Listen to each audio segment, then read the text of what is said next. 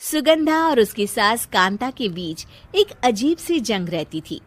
ये जंग थी किचन में कौन ज्यादा अच्छा काम करेगा और घर के सदस्यों के दिल जीतेगा। और उनकी इस जंग में हमेशा कुर्बान होते थे उनके दोनों पति। कैसे? आइए देखते हैं इस किचन पॉलिटिक्स की कहानी में। एक दिन किचन में, माँ जी, आज मैं बना रही हूँ मेथी की सब्जी। इस खाने से घर वालों के पेट की सारी समस्या खत्म हो जाएगी।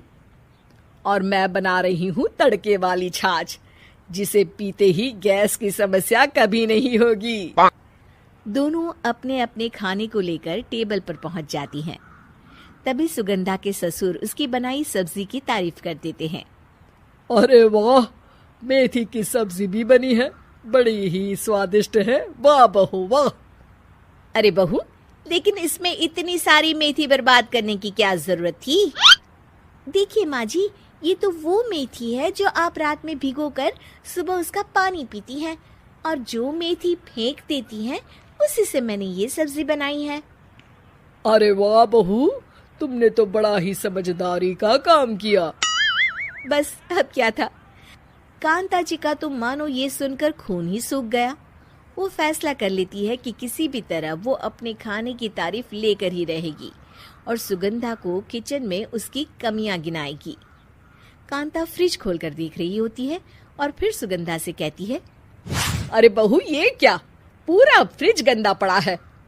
तभी वहां सुगंधा का पति आ जाता है। वो सुगंधा को डांट कर कहता है, सुगंधा, तुम्हें कितनी बार कह रखा है कि वायरस फैल रहा है, साफ सफाई का पूरा ख्याल रखना है, लेकिन तुम किचन में इतनी गंदगी रखोगी तो कैसे चलेगा। सुगंधा सास की तरफ देखती है जहां वो मुस्कुरा रही होती है। सुगंधा समझ जाती है कि सास ने उससे बदला लेने के लिए ये सब किया है। दोनों रात के खाने की तैयारी में लग जाती हैं। दोनों ना एक दूसरे की तरफ देखती हैं और ना ही एक दूसरे से बातें करती हैं। रात को खाने की टेबल पर एक एक कर दोनों कई तरह के अलग अलग व्यंजन टेबल पर लगा देती हैं और अपने अपने पति के पास जाकर खड़ी हो जाती हैं। अरे खाइए जी खाइए, मैंने बड़ी मेहनत से बनाया है। प्लेट में वो खाना डालती हैं। सुगंधा भी दोनों की प्लेट में खाना डालते हुए कहती है, बड़ी ही मेहनत लगी है इस खाने को बनाने में। हाँ, दोनों को ना चाहते हुए भी सारा खाना खाना पड़ता है। कहीं दही तो कहीं मलाई तो कहीं मसाला। और इन सब के बाद दोनों बड़ी ही मुश्किल से अपने कमरे में सोने जाते हैं।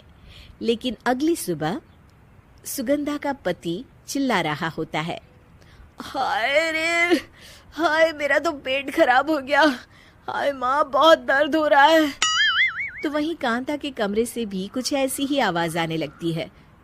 हे भगवान, इस सास बहू की लड़ाई हमारी जान लेकर रहेगी। जाओ कोई डॉक्टर को बुला कर लाओ। डॉक्टर आते हैं। दोनों को देखकर कांता और सुगंधा से कहते हैं, देखिए, आप दोनों इन्हें खाने में हल्का ही दीजिएगा। हो सके तो रात का खाना जल्दी खाया करे और वॉक किया करे। इतना कहकर डॉक्टर वहां से चले जाते हैं।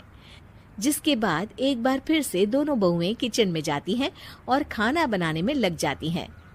रात में खाने के टेबल पर दोनों एक बार फिर से खाना लगाने लगती है। पापा जी, मैंने ये पतली मूंग की दाल की खिचड़ी के साथ ये पापड़ और पुदीने की चटनी भी बनाई है।